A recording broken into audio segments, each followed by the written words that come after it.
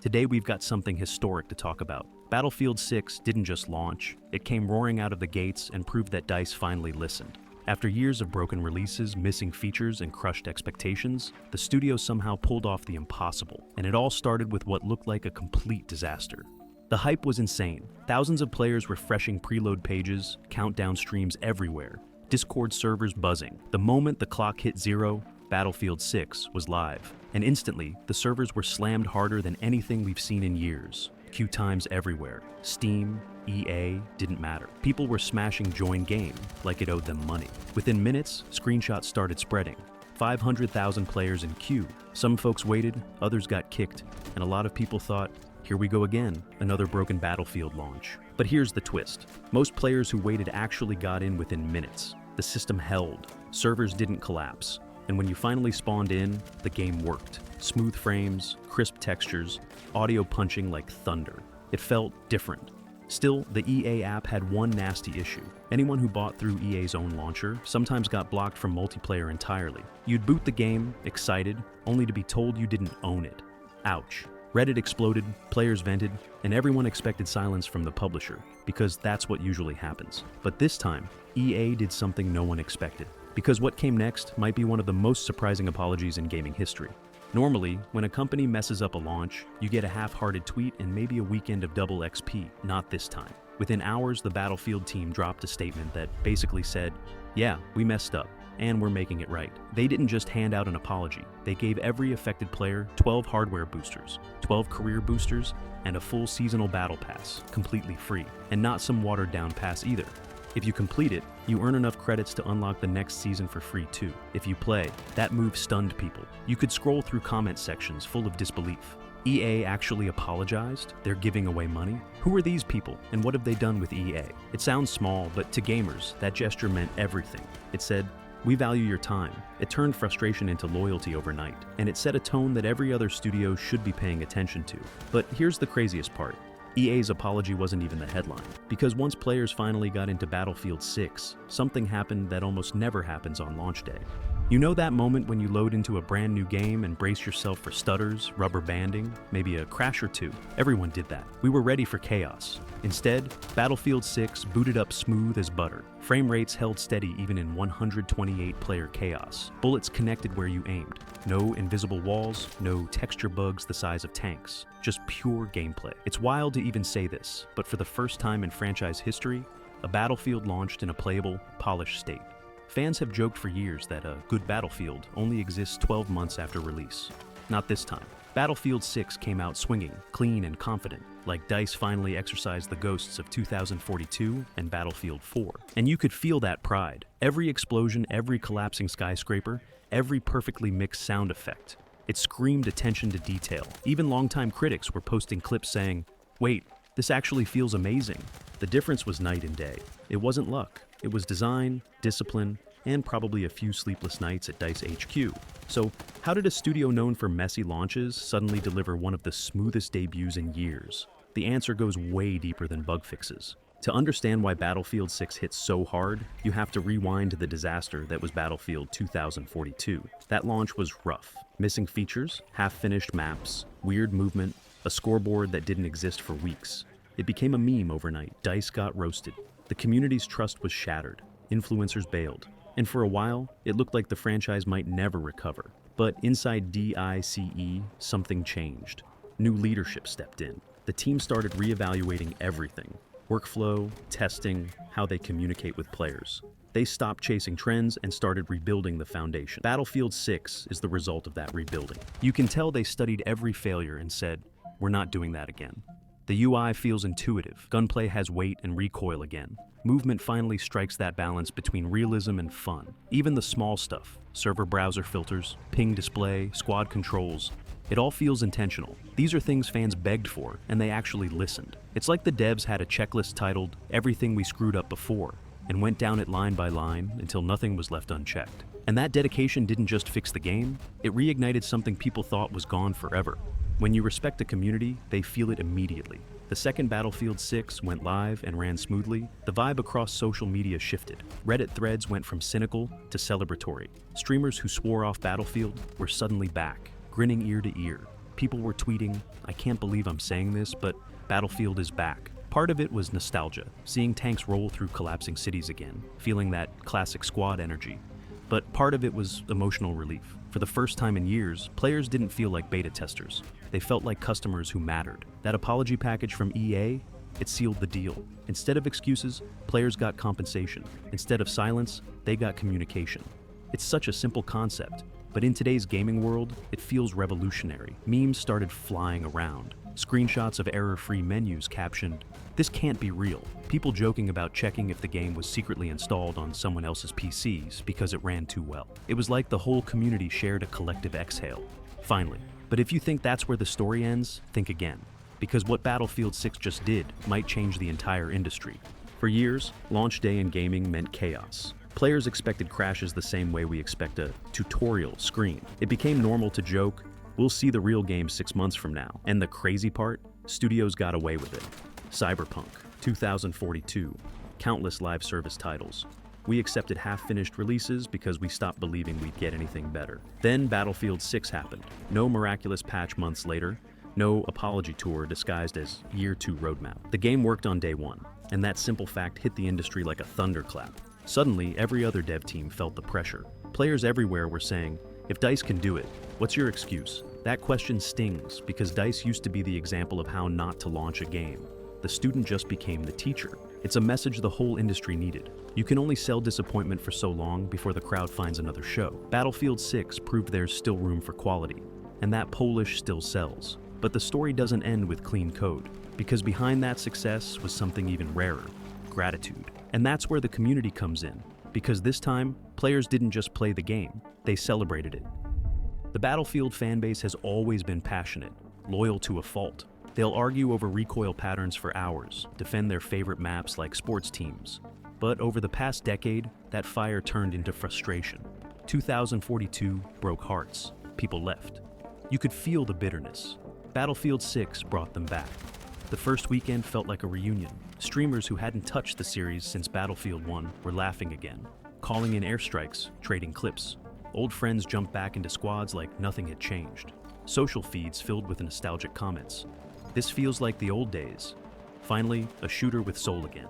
And for once, that wasn't exaggeration. The atmosphere was electric. Every clip shared online, tank explosions, squad revives, skyscraper collapses, became free marketing for DICE. You couldn't scroll gaming Twitter without seeing Battlefield gameplay. The community wasn't just happy the game worked, they were proud. Proud to support something that felt made for them, not at them. You can't buy that kind of energy. That's earned. But that pride comes with expectations, and DICE needs to know the bar has been permanently raised. Success is dangerous. The same crowd cheering you today will roast you tomorrow if you slip. Battlefield 6 may have nailed its launch, but now the spotlight's hotter than ever. Players want content, fast, consistent, meaningful. They want maps that evolve, weapons that matter, updates that respect their time. If DICE slows down or starts chasing trends again, the goodwill could vanish overnight. And then there's EA. Let's be real. Publishers have a habit of turning victories into cash grabs. Battle passes become battle taxes. Live service turns into live stress. The difference this time is the audience is watching closer than ever. Battlefield 6 showed what's possible when passion leads. If greed takes over, people will notice immediately. This is the moment where EA either becomes the hero that let DICE fix itself, or the villain that ruins another comeback story. But if they stay the course, polish every season, and keep that transparent communication alive, Battlefield could dominate for years. The door's wide open. COD's reputation is shaky. Tactical shooters are niche, and the community is starving for a consistent, large-scale FPS that respects them. And maybe that's why this launch feels bigger than just one game. It feels like a shift in what players actually value. Battlefield 6's success isn't just about graphics or destruction, it's about trust. Gamers are tired of being treated like investors waiting for dividends. We don't want promises, we want playability. We want respect for our time. And that's exactly what Battlefield delivered, a working product backed by accountability, followed by open communication. Simple, right? But in 2025, that's revolutionary. You can see the ripple effect already. Other developers are taking notes. Forums are flooded with posts like, "If EA can fix Battlefield, anyone can fix anything." It's funny but true. The redemption arc is contagious. For content creators, it's a dream come true. a title people are genuinely excited to talk about. No forced positivity, no pretending bugs are quirky, just real enthusiasm. The best part? This success didn't come from gimmicks. No celebrity skins, no pop culture tie-ins, no half-hearted collabs. Just gameplay, explosions, teamwork, chaos, pure old-school fun. And gamers noticed. This might be the first time in years that a major studio reminded everyone that solid design still beats flashy marketing.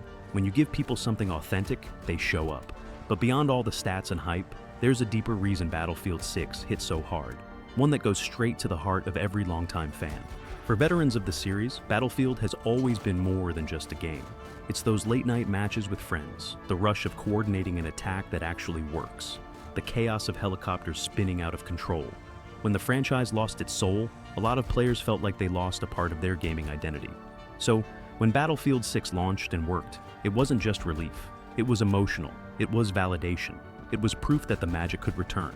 There's something poetic about watching the same studio that stumbled so hard stand tall again.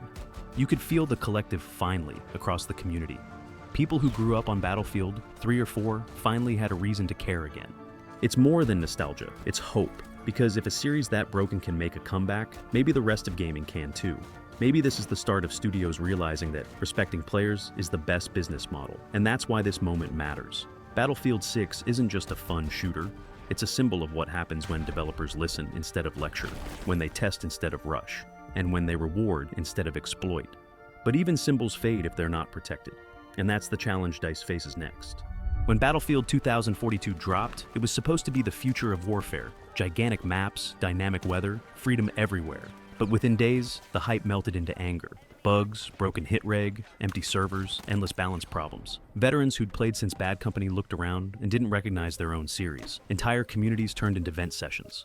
How did they mess this up so badly? Became the question of the year. Then silence. DICE stopped promising, stopped teasing. For months, nothing. It felt like the studio that once built the benchmark for large-scale FPS combat had simply vanished into the shadows. People moved on to other games. Battlefield became a memory. So, when whispers of Battlefield 6 started, nobody believed them. Forums joked about another 2042. But the day pre-orders opened, something strange happened. The charts started moving. Steam's top spot, Battlefield 6. PlayStation Store, same story. Within hours, the game that everyone expected to flop was outselling everything in sight. The FPS community was stunned. How could a franchise buried under ridicule rise that fast? Nobody saw this comeback coming, but that's where the story gets wild. The moment players loaded in, they knew something was different. The sound alone hit harder than most shooters' entire campaigns. Bullets snapping, jets roaring overhead, debris raining down like confetti at a parade gone wrong. The controls felt tight. The movement finally had weight again. Every explosion sent a shock through the headset. And the destruction? Oh man, the destruction. Buildings crumbled piece by piece, bridges collapsed under tank fire, and no two matches ever looked the same. Players who'd sworn off the series found themselves replaying just to see what new chaos they could cause. Clips flooded Reddit. Streamers couldn't stop shouting, "They finally did it!" Comment sections turned from complaints into celebrations.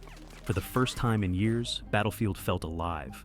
Not as a nostalgia trip, but as a modern beast ready to challenge everything else out there. But there was something underneath all this polish. A reason the game ran smoother, looked sharper, and felt more responsive than anything DICE had touched before. And that secret starts with a single, risky decision. Behind the scenes, the team at DICE made a choice most publishers fear. Drop the past entirely. No PlayStation 4, no Xbox One, no watered-down cross-gen versions that forced compromises. Battlefield 6 was built only for the current generation. One of the lead engineers later admitted that once they stopped trying to stretch the game across old hardware, development felt like taking the handbrake off. The studio wasn't juggling two physics systems, or worrying about 10-year-old CPUs. They could finally unleash their destruction tech at full power. That's why the world feels alive. When you watch a skyscraper collapse, you're seeing thousands of real-time calculations. Shards bouncing, smoke reacting to wind, AI soldiers scrambling to cover. On last-gen machines, that would have melted the console. By focusing on modern tech, DICE also freed their artists. Lighting behaves naturally. Sound echoes off surfaces, explosions distort the air. Even the simple act of sprinting across rubble feels immersive. The entire experience breathes. But that decision wasn't just technical, it was a gamble that could have cost everything. Imagine sitting in that meeting room, developers begging to build for the future, executives staring at spreadsheets showing millions of old consoles still out there. One side says, "We need freedom."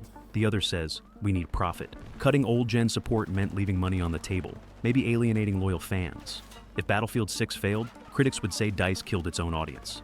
The safer path was obvious, keep catering to everyone, even if it meant dragging innovation through the mud. But the devs were done playing safe. They'd spent years patching limitations, trimming ambition, lowering scope. They knew if Battlefield was ever going to feel revolutionary again, it had to break free. So they did.